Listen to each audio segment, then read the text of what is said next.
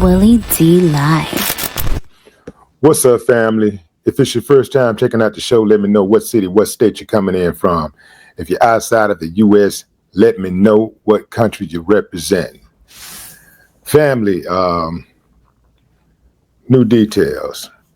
According to reports, no lifeguard was on duty when Malcolm-Jamal Warner got swept away by a strong current and tragically drowned at Costa Rica's Playa Grande Beach. Now, there is a lifeguard group who has a Facebook group, and they made a post on Facebook about Costa Rica's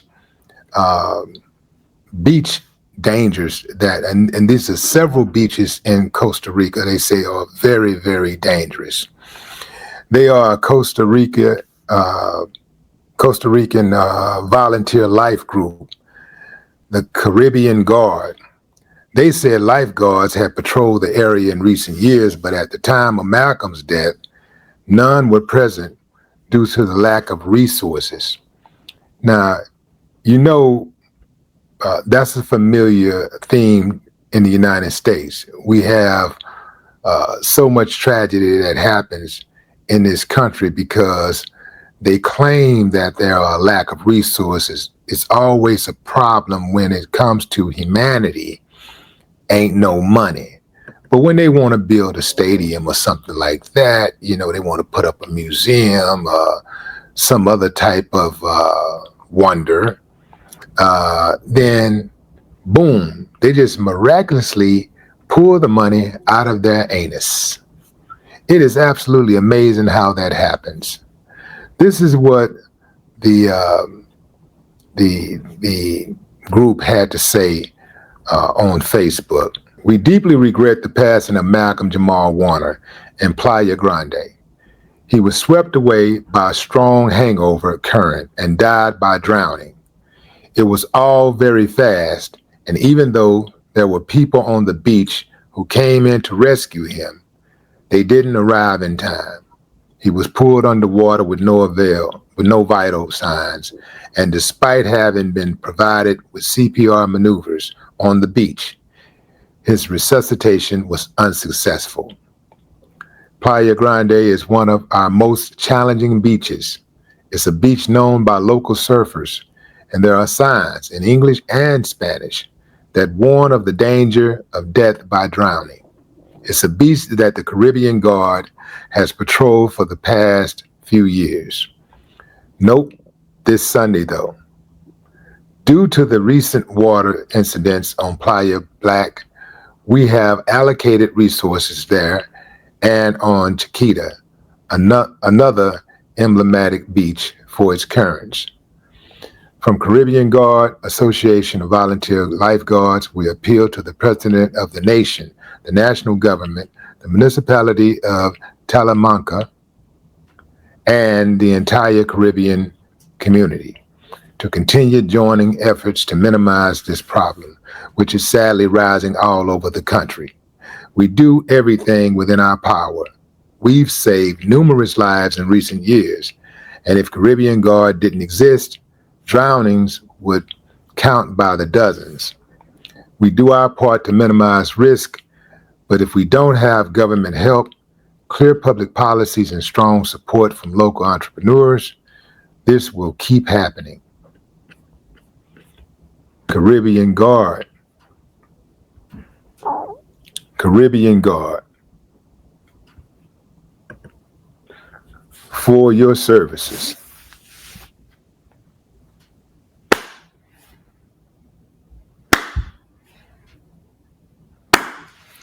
I ain't got no problem with that.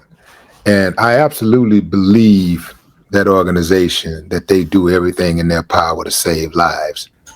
They're basically saying that there's a chance that Malcolm could have survived. They're saying there's a chance that he could have survived. Perhaps. But even with a lifeguard, sometimes,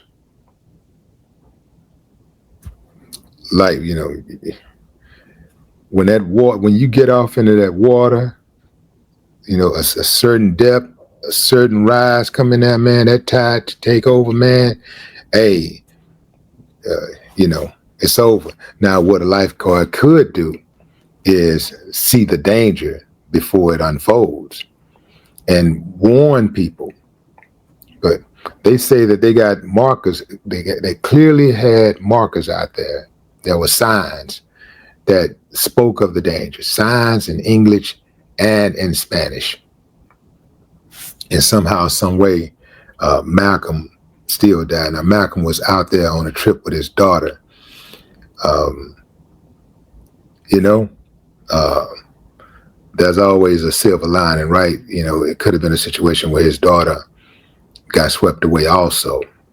But they did say some other men were swept away, but they were able to get back to shore before the lifeguards arrived, and another man is still in critical condition. Doesn't say if those guys were trying to save Malcolm or if all of them got swept away simultaneously.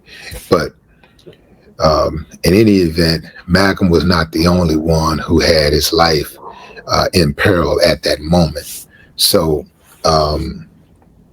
you know, it's a tough thing, fam, tough thing. Y'all got to be careful out there, family. I don't play with water. I like looking at water. I like the idea of having a house on the water, you know, a beach house, you know,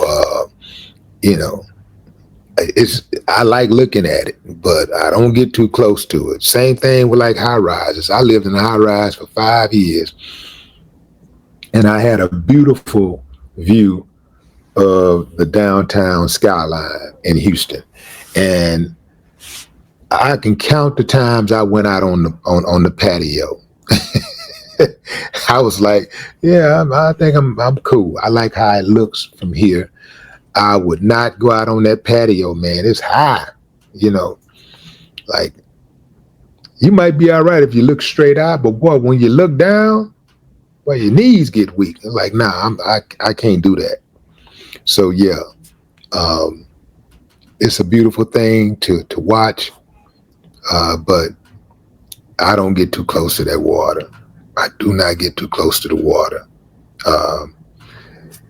But these things are going to continue to happen because for two reasons. You know, you have people that are going to ignore the warnings, and then you're going to have authorities who are not going to do their due diligence to make sure that people are properly warned and even trained to deal with these type of things. Like, you know,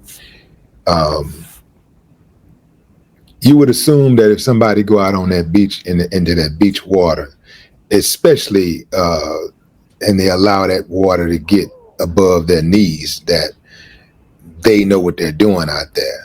But not so. You have people go out there to those beaches, and oftentimes they're drunk, you know, they're high, and the next thing you know, they disappear, never to be seen again. One of the blessings in disguise in this situation, you know, with this tragedy, is the fact that they were able to recover Malcolm's body relatively quickly. So, you know, that was a good thing. At least his family don't have to worry about that, you know. But man, this is a tough blow. Again, Malcolm-Jamal Warner was one of the good ones. And so condolences to his family, condolences to his fans, his friends. R.I.P. Malcolm-Jamal Warner. No more talk.